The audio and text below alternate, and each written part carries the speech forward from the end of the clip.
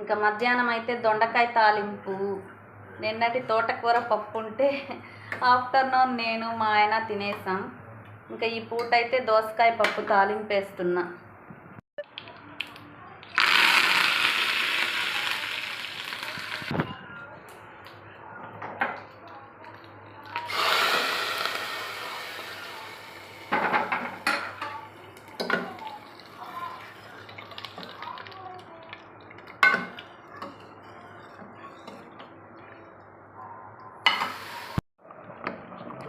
దోసకాయ పప్పు అయితే కంప్లీట్.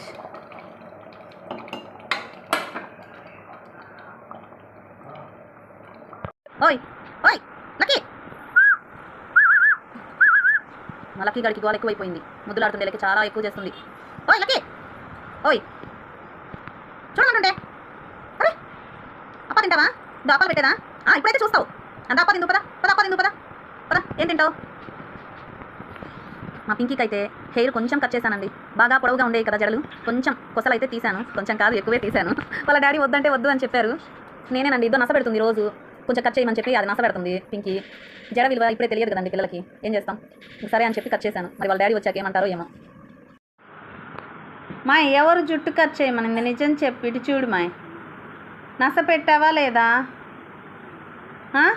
అప్పటికి నేను ఇద్దండి చాలా ఉంచానండి. మా అమ్మ ఇది చాలా లాంగ్ కదా, కొసలు వస్తాయి చూడండి, అవి ఒక్కటే తీసా.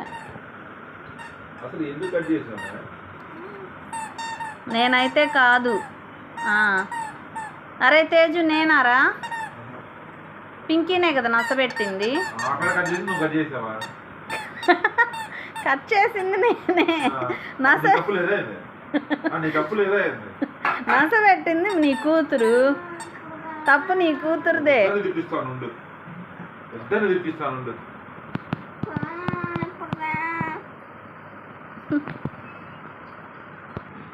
చూడు లక్కీ, లక్కీ ఎవరిది తప్పు చెప్పు లక్కీ బంగారం, నువ్వు చెప్పు నాన్న. చూడు నాన్న, దీన్ని కొరుకు.